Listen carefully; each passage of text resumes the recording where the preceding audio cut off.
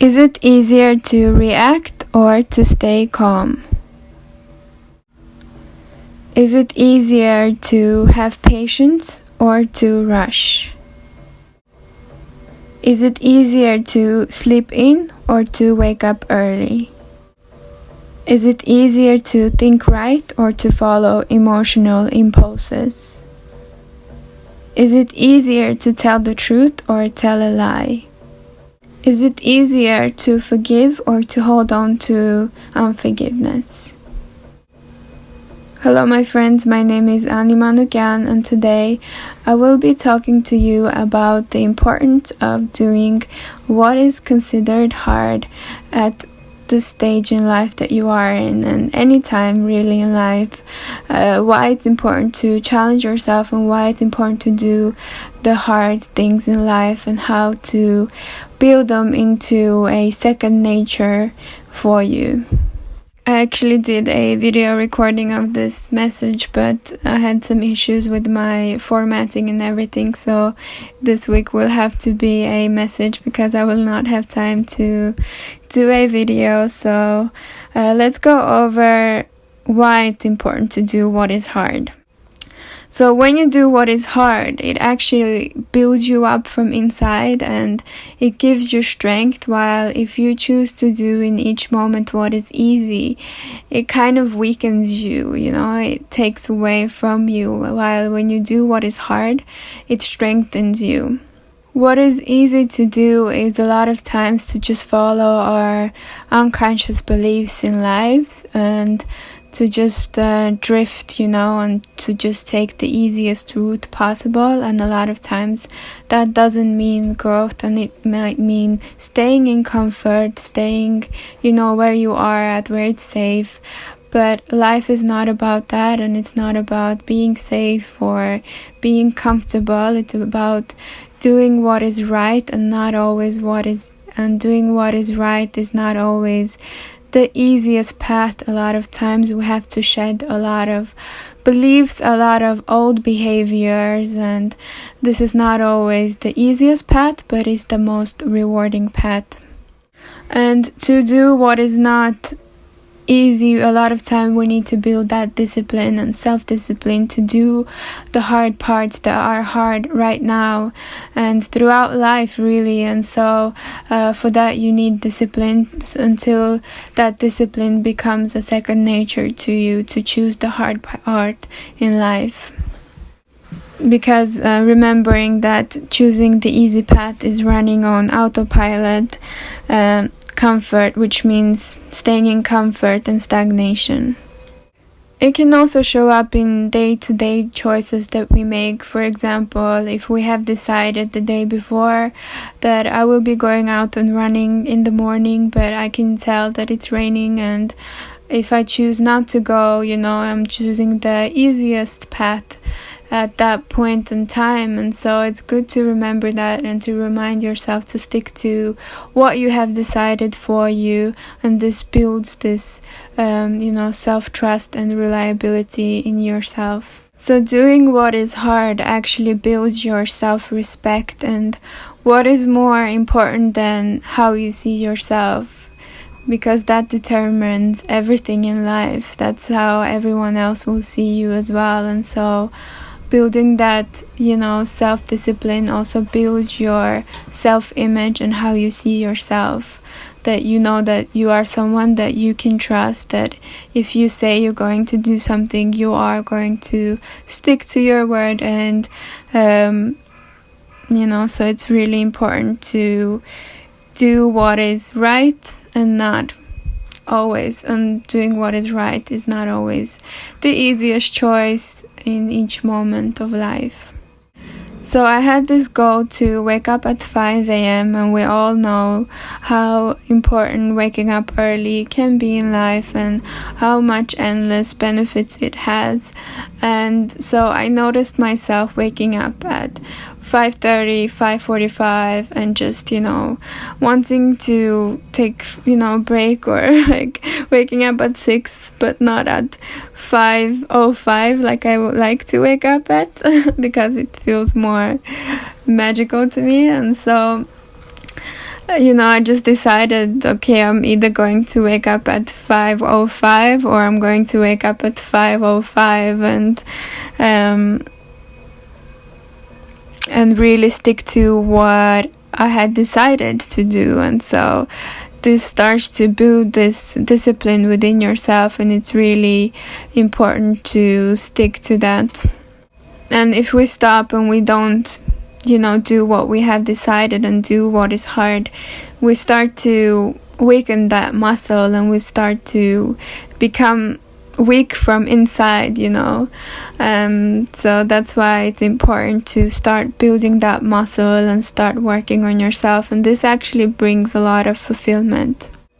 And until and unless you are fully enlightened being, where all your actions are in alignment, where you have no ego triggers and you're just, following your path and being at your highest vibration and alignment, which we all have some way still to go, including myself. And for that, we still have to practice discipline, self-discipline, and building those habits that build us up, building actions that support our growth, and not the ones that destroy us, distract us, and eventually leave the whole life being unfulfilled, because we all need that self-discipline part to really strengthen that core values and core habits inside and imprint them very deeply.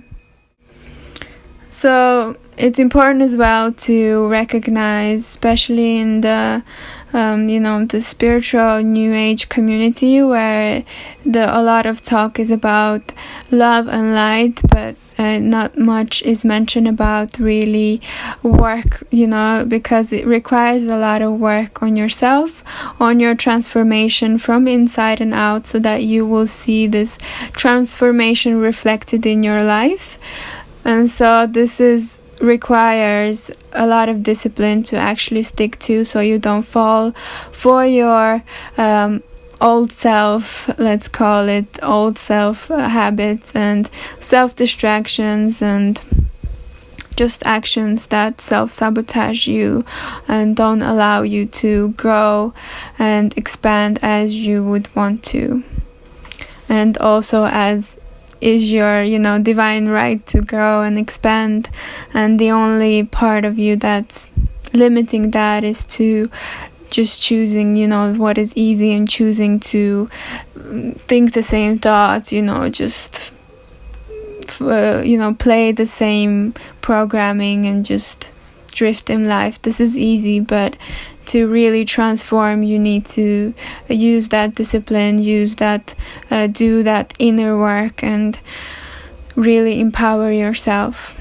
I like to see it as, we are all diamonds, and diamonds need polishing, and so do we as well.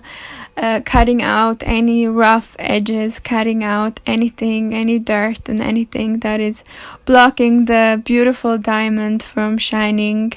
And so if you see yourself as a diamond, because we are all beautiful, unique diamonds that need some work, that need some growth to do and some polishing, if you see yourself like that, you will know that throughout life we will be shedding, we will be smoothing out that layer, and just becoming brighter and shinier, glowing diamonds. And it's not always the easiest part to cut out pieces of you that have been so deeply ingrained, or habits that really are distractive or distracting to you, but it's really the path that will be the most fulfilling in life. And this will actually bring you more fulfillment in life than anything else, really, to recognize that you are growing and that there is no real end to this growth that you can experience. And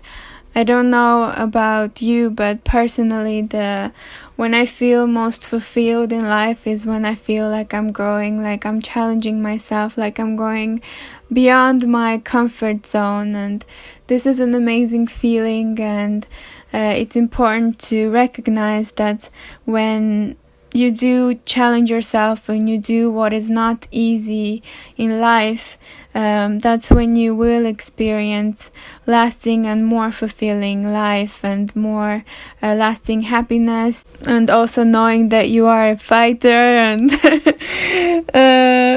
and no matter what happens in life, you will also crash them and crash anything that comes in your way. And it's just builds a lot of strength and self-confidence and self-reliance from inside, of choosing what is difficult to do, and really starting to see yourself grow from inside and out. And also realizing that the person you are fighting and transforming is actually your old self that you no longer resonate with, and you are transforming this old behaviors and patterns and beingness into a version that is in alignment with your highest and truth, and you are going through a transformation of your old version.